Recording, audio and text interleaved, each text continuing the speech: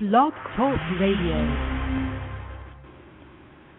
Hello, everyone. Good morning. This is Lori Smith on Blog Talk Radio. It is 6 o'clock here in the morning, Tuesday morning, and that's August the 9th. I'm glad to be here. This is One Child Abuse Survivor to Another, and we're on for 30 minutes. It's a live internet streaming radio broadcast from blogtalkradio.com.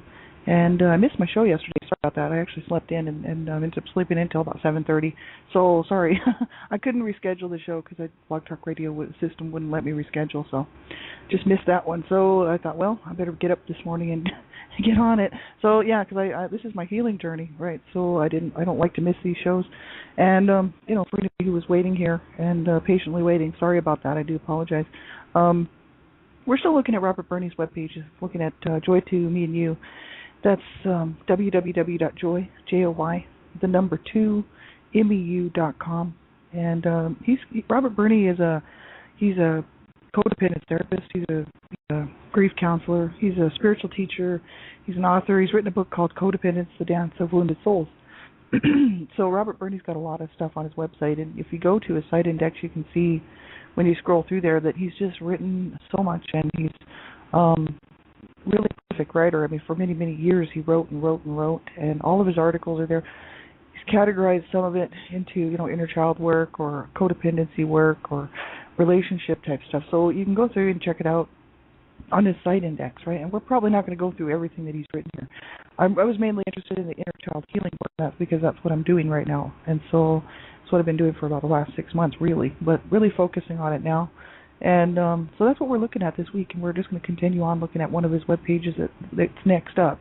Friday we sort of finished off that one web page that we were on, and now today I want to start looking at the next one, which I did pop into the chat room. So thanks very much for being here, everybody. I have I'm not a therapist, I'm not a counselor, right? I'm just a private citizen paying to do my shows here on Blog Talk Radio. I'm a survivor of child abuse, and I don't, you have to listen at your own discretion. I don't sugarcoat what I'm talking about. I just tell it like it is, and you have to know what's good for you to listen to and listen at your own discretion, right?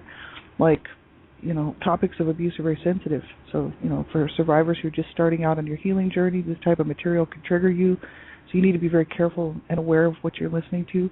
And also other people who are listening may find the material disturbing. So it's up to you. You listen at your own discretion. I'm talking about abuse and everything to do with abuse. So very sensitive material, so be sure and make sure it's the right thing for you to do to listen. And young children under the age of 18, anybody under the age of 18, I ask you to have someone listen to with you who's older, who's an adult, who can help you make a decision whether you should be listening. And because I believe in protecting children at all times, and my shows are not for younger children, right? There's a lot of adult material on my shows, and I'm talking about child abuse and stopping child abuse, but there's a lot of adult content on my shows that is not appropriate for younger children. So make sure, if you're under the age of 18, just have somebody listen to the show with you. They can help you make a decision, like whether you should be listening age appropriately, right? So thanks very much. So we'll get right into this. I have my good friend Gypsy Witch here with me in the chat room, and I just want to look at the next portion of Robert Burney's webpage is the recovery process, inner child healing work, right? And so this next one is called Through the Fear, and it's actually entitled it Emotional Balance Through the Fear by Robert Burney, B-U-R-N-E-Y. And he says at the top of the page, he says, it is not about getting, quote-unquote, there, not about destination. It is about learning and growing on our journey. It is about making enough progress to have the capacity to enjoy here, quote-unquote, here as much of the time as possible. So balance is a shifting, changing, constantly fluctuating dance that we are learning to relax into. It cannot be forced. It cannot be restricted by some arbitrary and rigid beliefs about right and wrong. It is about each of us following our own path, our own truth, and learning to align with the truth that is love. Robert Burney is very spiritual, as you can tell. I mean, most of his stuff, all of his stuff is very spiritual, and I think, he really lets his own spirituality flow through his writing, and he's a spiritual teacher as well as being a therapist and a grief counselor. So I like what he has to say, and he's very, he really brings a real spirituality to his work. You can see it, just how it works through him, right? Because our ego was programmed to react to life from fear, negativity, scarcity, and lack. Again, due to emotional trauma we experienced and the messages and role modeling of the adults around us, the disease focuses on and magnifies fear. And then it scrambles around trying to find something to cover up and repress the very fear it is generating. Because the disease blows the fear way out of proportion, and then leads us to addictive and or compulsive behavior as a way of stuffing the fear. And that's kind of interesting. When I think about that, like I'm just reading this for the first time too, right? And I guess there is something to that, right? I sort of think about my own situation and why I did what I did and why I chose to first of all begin using drugs and alcohol at the age of 12 when I knew drugs were bad. My brothers were on drugs and they were, not doing well. They were having overdoses and they were, all kinds of trouble with the law. So I didn't want anything to do with drugs until I was 12 years old. And then when I was just turning 12, I just thought, I can't deal with this. I can't deal with what's going on in my life. I can't deal with this pain in my heart. I can't deal with the fear of living in this home that was just full of abuse, and I just turned. I said, I'm just joining them. I'm gonna have to do drugs. It was not even something that I sat back and I thought, okay, I'll give it a try, sort of thing. It was like, no, I have to be high. I have to escape. I have to. And I guess it's just a means of escaping for me. It was anyway a means of, instead of running away physically, I just ran away in my mind, right? So, and I was, using drugs until about the age of 21. So it's a long time to be using drugs as a young person, right? It's horrible. This is the essence of dysfunction, he says. We live our life reacting to fear and shame that the disease empowers and then helps us avoid by causing us to focus on something outside of ourselves as the cause and or the cure for the core place within us where we feel empty, where we feel unlovable and unworthy. So we live our life reacting to fear and shame that the disease empowers and then helps us avoid by causing us to focus on something outside of ourselves as the cause and or the cure for the core place within us where we feel empty. And I guess that's interesting. I guess that's why addiction really, a lot of people have problems with addiction as far as adult survivors go, and especially dealing with codependency and enabling and the whole shame connection. I don't know, like I smoke cigarettes and I have a hard time giving them up. I did quit for a year and 2 months, and because I really wanted to quit. I need to quit, right? I've been smoking since I was like 12 years old. I'm like, in my mid-40s, and it's like I can feel the effects that I can't even breathe half the time. You know what I mean? Just can't even breathe. And I think about it sometimes. I'm like, why am I doing this? Why did I start in the first place? I know why I started, but why am I doing it now? And what purpose does it serve in my life? This addiction, this cigarette addiction. And I used to think, well, at least it's legal, and that was my main thinking, right? As an adult, I'm like, okay, it's legal. I'm not going to get thrown in jail for smoking and, arrested and whatnot. So, it was sort of seemed the best alternative because I'm not really, I gave up drugs and alcohol, see, so I thought, okay, legal drugs. So then I started, just kept on continuing to smoke cigarettes. That was my vice, right? And it still is today. And so I think, why am I doing that? Why am I still, and it is probably has everything to do with the fact that it allows me to not have to deal with what I need to deal with. It keeps me in that state of place where if I say, if I can just have a cigarette, everything will be fine. As soon as I start thinking about the CSA incest stuff that I went through, which is what I'm working on really right now, immediately, that's what made me start smoking again in the first place, really. Well, one of the reasons. There was a couple of reasons, really. But that was one of the huge reasons, because I started smoking the night that I told my sister that I had been sexually abused by our brother, right? And the reason I told her is because I thought, well, if she was abused sexually by anyone in the family, maybe she'll feel comfortable enough now that she knows that I'm telling her that I was sexually abused as a child by her brother, that maybe if she was abused sexually, she would come forward and feel comfortable enough to tell me. We always leave the option open for her, even if she didn't want to tell me right away, right? But in order to do that, to let the words roll off my tongue in the car with her, I had to have a cigarette. I was like, man, she's either going to get really mad about what I'm saying and say that I'm lying, or she's going to say that I'm full of shit, or she's going to yell at me because she always does. My older sister, right? We've never had a great relationship. Or she'll turn it back on me and say, well, it's all your fault and you're just a bad person, and because that's what she likes to do. And and I thought, or she would hug me and she'll say, I'm sorry, or maybe, who knows, any number of responses I could have got, right? Well, I got zero response, absolutely zero, plain, blank stare into space, which is my sister, right? She's dissociative and in denial and everything else. And so, she just ignored that statement and just pretended that she didn't hear it, right? So I cut my whole family off last year, and I'm happy that I did that. It's not that I don't love them. They're just too toxic, and I can't hang around with them anymore because I'm on my healing journey. So, and they're not. So we don't, they know I've come forward with my story. They know I've gone public with what happened to our family, and they don't like it. They don't appreciate it, but they haven't come by to, tell me off or threaten to sue or, they just completely in denial. They're just even in denial about the fact that I've gone public with my story. They even still want to hang out with me, which is bizarre, even though they hate me. They've literally said that they hate me, they hate what I'm doing, and yet they still want to hang out. I'm like, no, that's that whole codependency thing, forget it. If you're not going to face me in truth and say what you really feel, then we don't have anywhere to go with that. I'm not going back into that codependent denial BS of pretending we're a family sort of thing, right? So I'm done with that. So I think, why do I smoke? Why do I still smoke? I'm still hanging on to it, right? It's more than just the addiction. I actually quit. So I was able to get over the addiction of the nicotine, right? I use it so I don't have to deal, so I don't have to cope, right, with what I need to cope with, which is facing this abuse, this past, horrific stuff that I need to face, right? It just keeps me at a place where I can say, oh, no, if I have a cigarette, it's okay. Everything is just fine. It'll all be okay. And so I'm working on that actually right now, sort of as we speak, right? Learning how to get a hold of that and how to change this for myself, right? So he says, so Robert Birdie says, I had to learn to accept and honor my fears and my resistance in order to stop fighting the growth process so much, and then I could start to align myself with the growth process and make my experience of life easier and more enjoyable. Because Robert Birdie's always talking about his process, right, in this, so we can sort of see where he's coming from.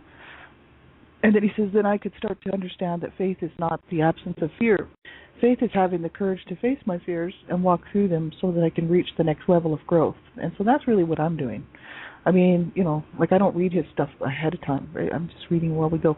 But that's really what I'm doing, is just facing what I need to face, facing those horrible thoughts and memories and emotions that I had put away for so long, just in order to be able to cope and deal as an adult. Because I didn't have the coping mechanisms or the tools, really, to even begin a healing journey until 4 years ago. And that's just because I finally had enough courage to say, okay, I'm going to do this. I'm going to walk through the fire. I'm going to walk through those pits of hell again. I'm going to allow myself to feel what I need to feel and, deal with this and get some help, right? That was my main thing. So, I like what Robert Birdie has to say, that it's not, fear is not the, faith is not the absence of fear. Faith is having the courage to face our fears and walk through them so we can reach the next level of growth. And, for me, that's truth, right? I mean, that is exactly what I'm doing. I don't know about everybody else. This is just my, what I've experienced, what I'm experiencing, right? So he says, emotional balance through the fear. So this is this is the actual portion of this article. And he says, recovery is not a dance of right and wrong, of black and white. It is a dance of integration and balance. And the questions in recovery are, is it working for you? Is the way you live your life working to meet your needs? Is the way you are living your life bringing you some happiness? And those are some big questions. Those are huge questions. And I never even knew that I should even be asking those questions until, pretty well just after I started the healing journey, which has been about 4.5 years. I was miserable. I was absolutely miserable, but I didn't know any other way. I was just living my life and, keeping all of my rage, anger, shame, hatred, and all of this stuff internalized, right? Because I was just not wanting to hurt people as an adult. And I thought, I want to be able to get along in this world as an adult and be a positive person. So I kept a real positive attitude, but inside of me, I was just dying. And I had been dying for years, spiritually and in every other way, just because of all this unresolved stuff that needed to get out, that needed to come out. And, that's really where, the difference between me and my family's still sitting in that situation where they, they're fine on the outside. If anybody was to meet them, they look great, and they paint a real good picture for everybody. Oh, yes, it's lovely. We're just strong people. We've been through the mill, but we're fine. And none of them have dealt with any of their issues, right? I know this, right? I'm their family, right? So, for me, this was my thing. I had to allow myself, to give myself permission to start a healing journey. I was like, man, why do I have to continue to suffer on just because, like, other people are doing this, other people are getting help, other people are on their healing journey. I could see this as I was looking around as an adult survivor, and I thought, why am I not allowing myself and giving myself permission to heal? And a lot of it had to do with fear, because I was afraid to actually to actually deal with these emotions, the hatred, the rage, the shame, And so I think a lot of it was fear. You know what I mean? It's like, I don't want to go back to that hell. I don't want to go back to that place. You know what I mean? Where I'm going to have to go to reach in, to get a hold of that horrible stuff that I had to go through as a child. And it's been, it's been hard. I can't say it has been easy. It's been incredibly hard. The only reason I do it self-help is because I know I'm not going to hurt myself. And I don't trust counselors and therapists, to be honest with you. I don't really trust very many people. So, for me, like, I knew I wasn't going to hurt myself. I knew I wasn't going to hurt somebody else. And I thought, okay, I'll do this self-help as long as I can. And if it comes down to the point where, okay, I can't do it self-help, and I'm just not doing well, and I'm spiraling downward, and just things are worse, I'm going to go for professional help. That's my commitment to myself, right? And so, it's been great. I've been able to do this self-help, talking to a few, odds and ends of counselors and therapists over the last 4.5 years who just kind of run into my life and say, well, you're doing great. Keep on your journey, and just keep working on it. Keep reaching out where you can. Get that help where you can. So it's kind of proved to me that there are some good counselors and therapists out there. This is the thing, right? I mean, I can do self-help, but not everybody can, right? So you have to be very careful if you're going to start this kind of work, because I've had to dredge up all this stuff and really, I haven't been on my own. I've had some awesome friends with me the whole time, which has helped because there's nobody in my physical world that can be here for me. So these people are all, thousands of miles away from me, right? Whether it's in the States or Australia or, around the world, right? There's nobody in my immediate physical circle, in the city where I live that I work with on a regular basis, or that I even talk to about this stuff. This is all done online. But the thing is at the end of the day, I've always been and always had to be on my own in this abuse, right? In my past abuse that I had to deal with as a child, I was not there was no support for me, period. And so I'm used to this. I'm okay with it. But not everybody may be able to do it. So you have to be very careful what you're doing. You know what I mean? If you're used to having somebody in your physical world who can come and hug you and hold you when you're having, some flashbacks and dealing with some of this memory work and doing some of this inner child work, and you're used to having somebody be there that, can hold you and physically meet those needs by just holding you, then you don't want to embark on something like this on your own without having those safety mechanisms in place, right? It's very important, because I know at the end of the day, I've had to sit on my own with no hugs my whole life. And so I'm still doing that today. I have a sweetheart who's in my life who is completely incapable of doing that for me. And it's like, it's not that he doesn't love me or doesn't care about me. That wouldn't be true to say that at all. It's the fact that he himself is so emotionally damaged, and so he's terminally ill. He's dying. So he's not facing it properly.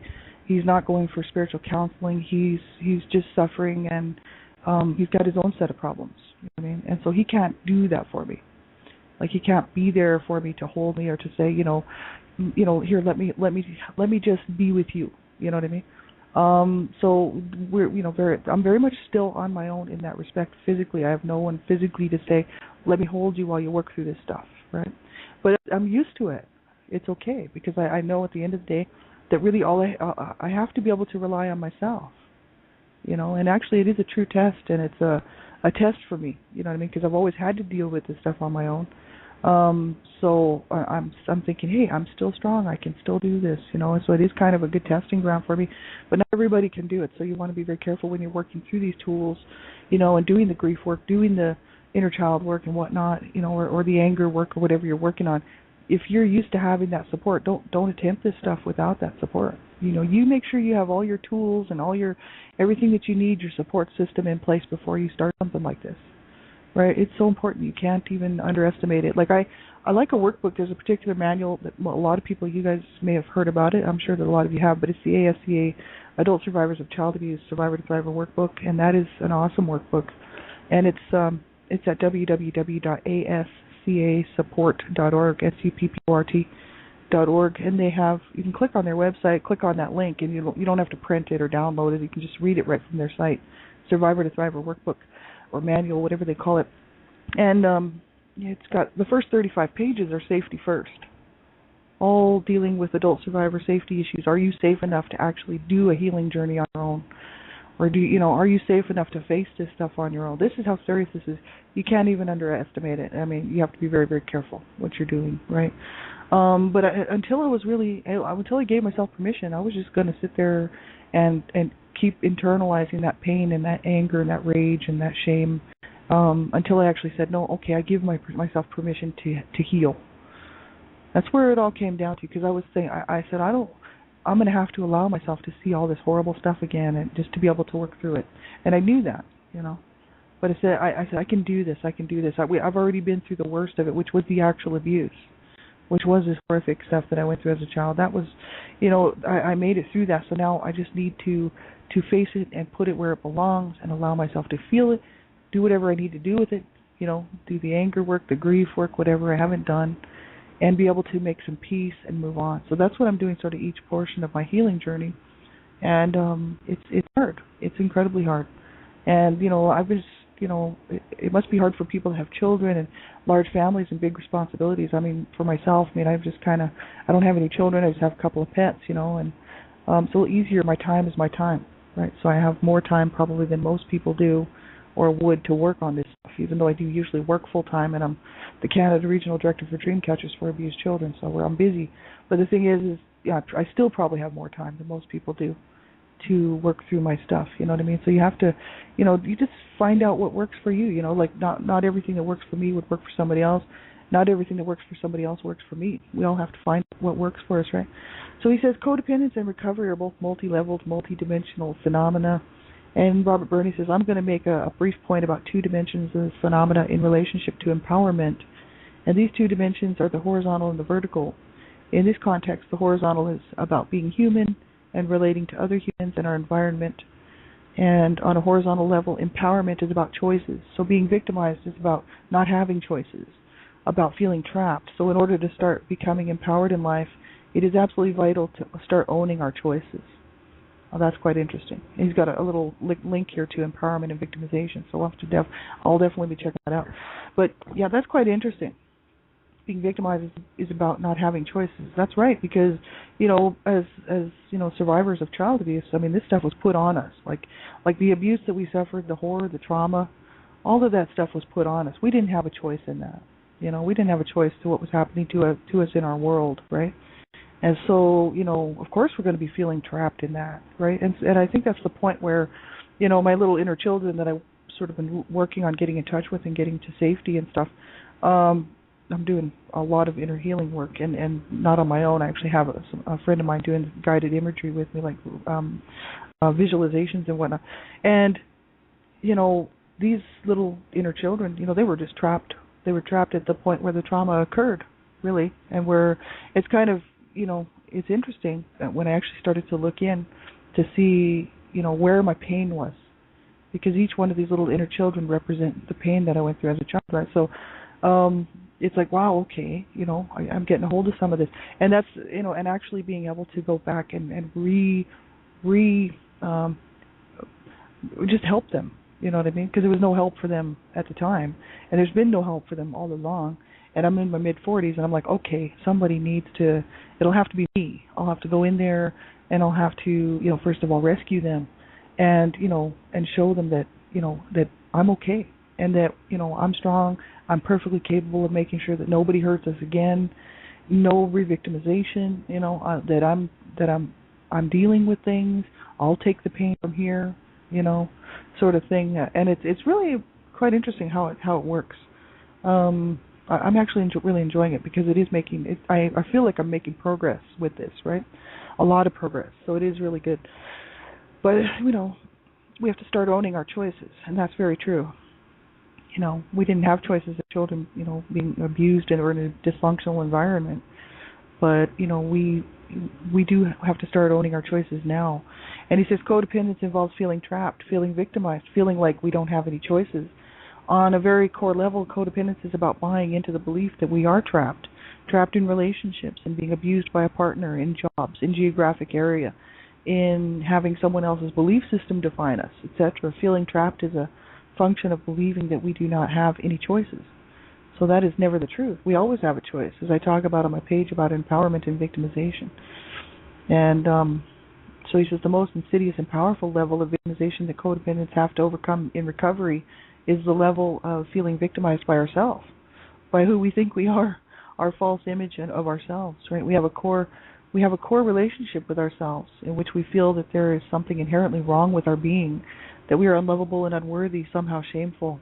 This is interesting what he says here because it's so true. I mean, I read this over and over, not just this page. I read stuff about, the whole shame connection, right? Feeling unworthy, feeling unloved, right? Because I've been doing a lot of this work for over 4 years.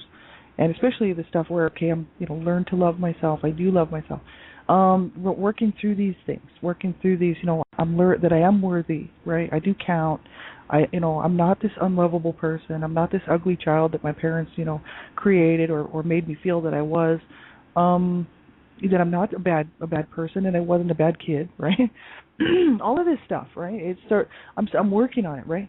And so, but on some level, on some conscious level, when I look back and when I look into myself and I sit here and I get a mental image or a vision of me, who I was as a child, I see this unlovable little creature. You know what I mean?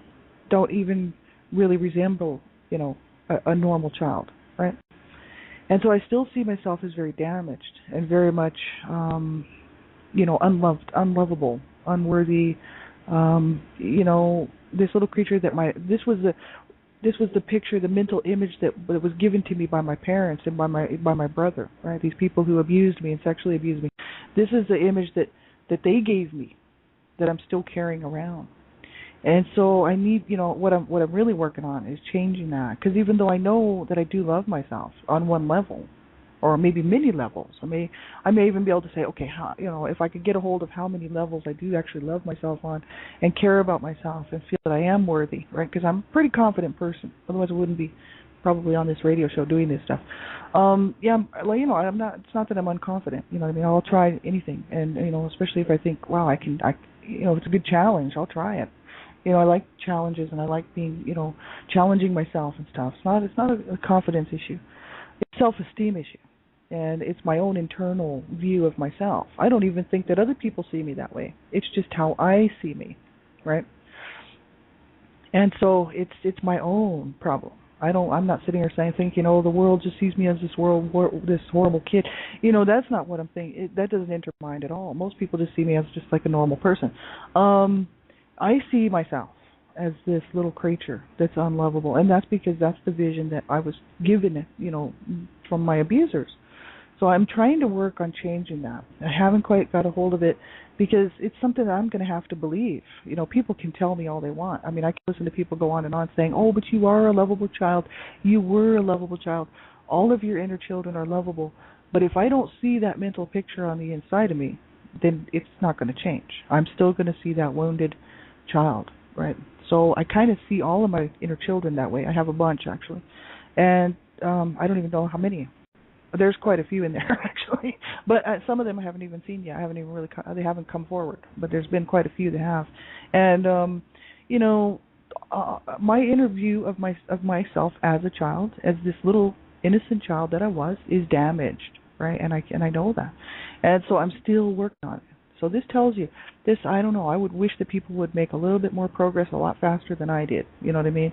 Because, I would think that I would wish that it wouldn't take somebody 4.5 years to start learning how to see a different mental vision of themselves on the inside as a healed and a whole child that was innocent and pure, and not a damaged child that's just unlovable and unworthy, right?